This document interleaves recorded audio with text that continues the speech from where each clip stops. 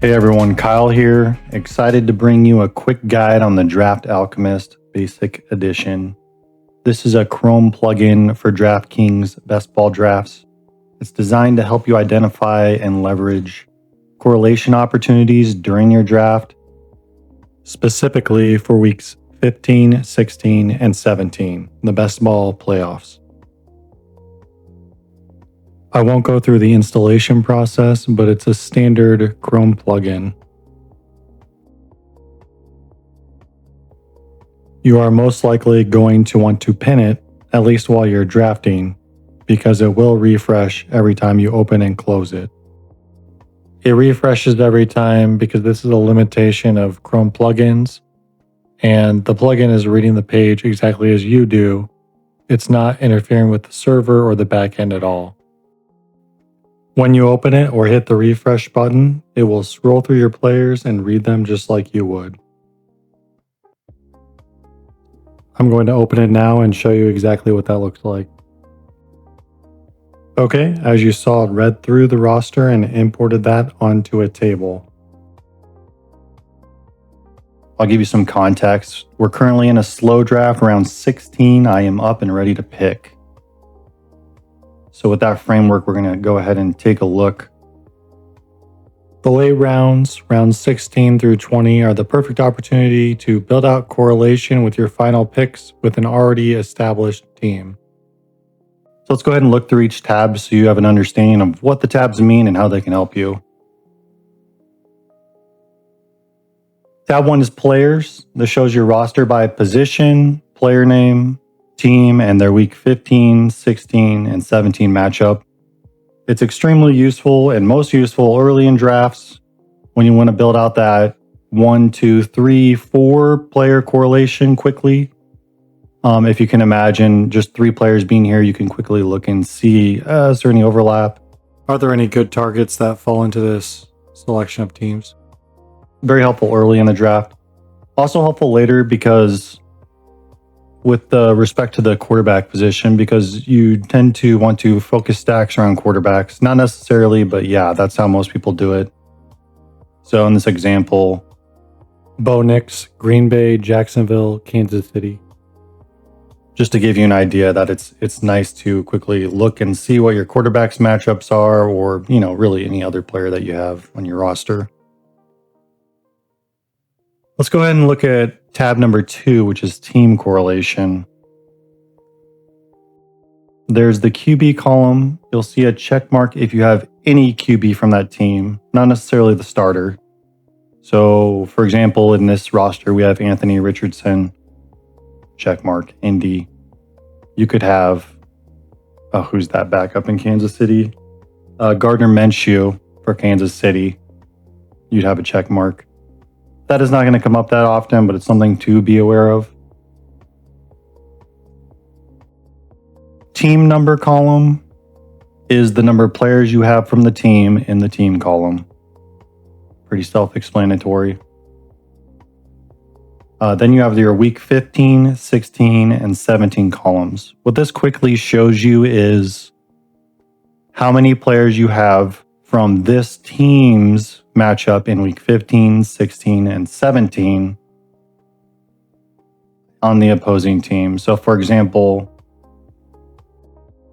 Washington and Denver both have a 3-by-1 in weeks 16 and 17. You can quickly see who those teams are by looking in the matchups column. We can quickly see the Washington 3-by-1 is Washington 3, Philly 1. Dallas 1 in week 17. Similarly for Denver, you can see they have a 3-by-1 in week 16, Jacksonville, and 3-by-1 week 17 with Kansas City.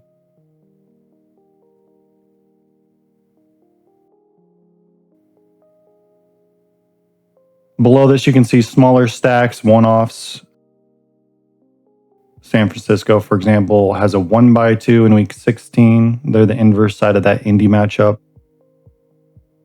And a 1-by-1 in week 17. Essentially, this tab will give you a broad sense of where your correlation lies via coloring, specifically via numbering, and where correlation is missing via the empty cells. As you can see in this example, we have a good amount of week 16 and 17 correlation. We do not have any week 15 correlation. So we're going to maybe take a look and see if we can fix that. As a rule of thumb, I'd say do not tunnel vision on opponent correlation here necessarily. Stacking with your QB is still of paramount importance.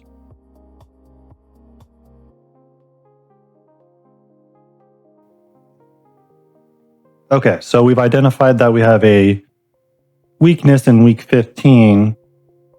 We're going to look at the next tab and see how we can maximize correlating week 15. So we go to the targets tab.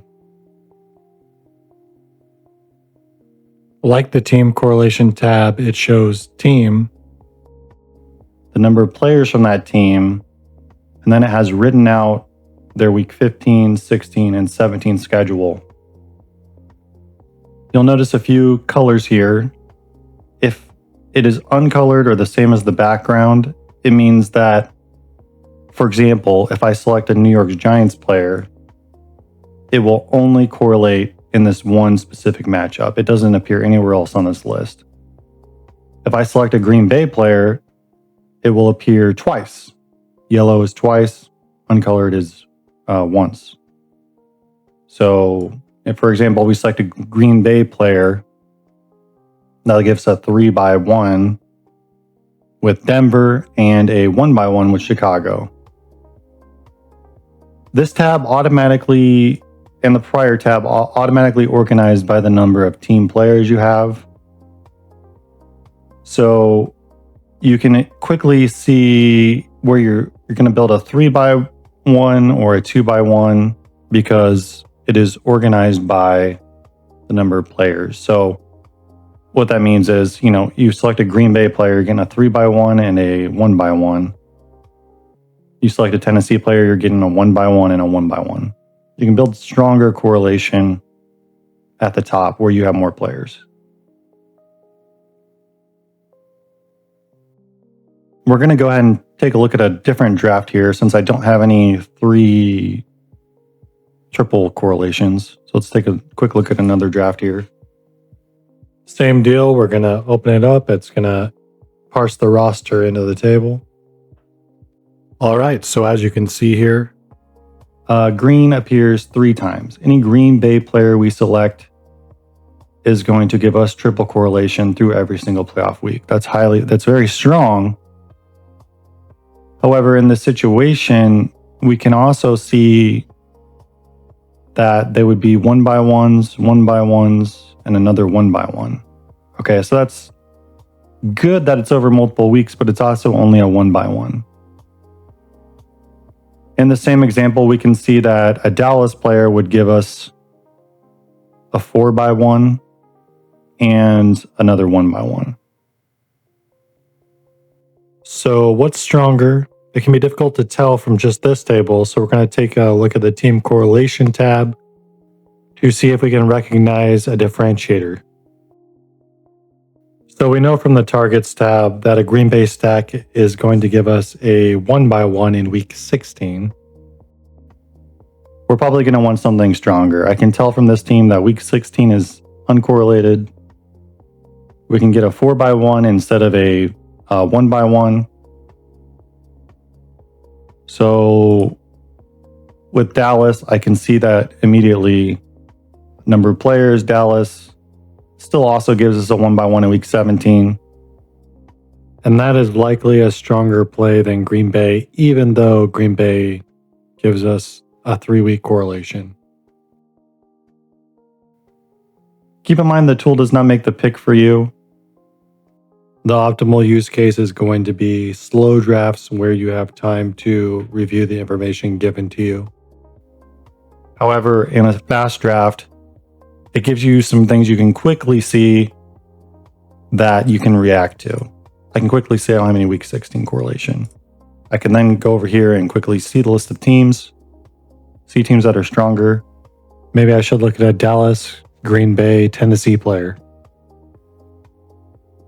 Just a few ideas. It doesn't make the picks for you. It's just here to give you information to make more informed decisions and maybe untangle some of the massive correlation you get once because the rosters are so deep. Finally, full schedule is just every team is listed, every week 15, 16, 17 matchup is listed.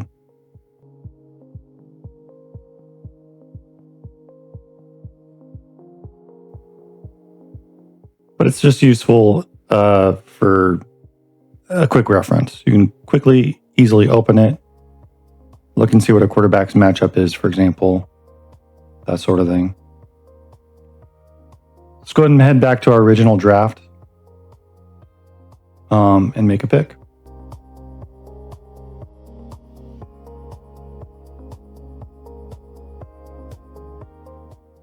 So here are the theoretical strongest plays to build our week 15 correlation would be Green Bay, Seattle, potentially Giants.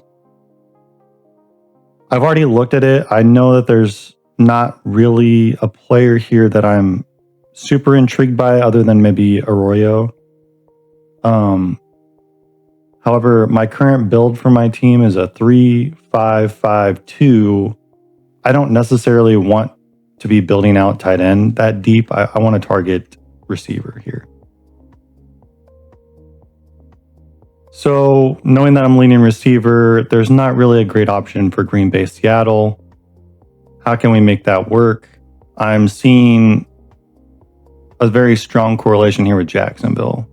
I can see it because the teams are sorted by number of players that I have. And then I'm seeing quickly that it appears twice. So Jacksonville is a strong candidate here.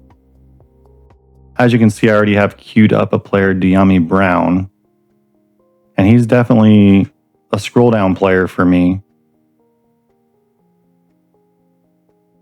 Where is he? But I like the fact that he correlates, can add to my correlation, and then on the inverse side, we know that Jacksonville plays the Jets in week 15. So then I can start to think, and this is maybe more something specific for slow drafts. In a fast draft, maybe you're just kind of quickly looking to see which teams align. Like Philadelphia would be fine. Here's Will Shipley. Okay. But in a slow draft, I know I can kind of plan things out a little more. So in this instance, Jacksonville, we already have one Jacksonville player. I might have said 3x1 before, but it's a 3x2. And it would also give us a 2x2 in week 17. And we know that they have the Jets in week 15. I see Mason Taylor here.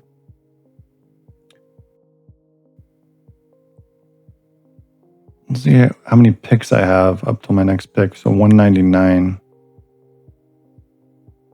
Dyami's ADP is 201.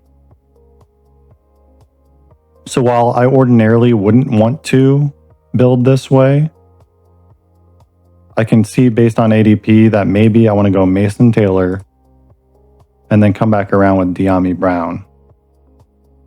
And that is what I'm going to do here.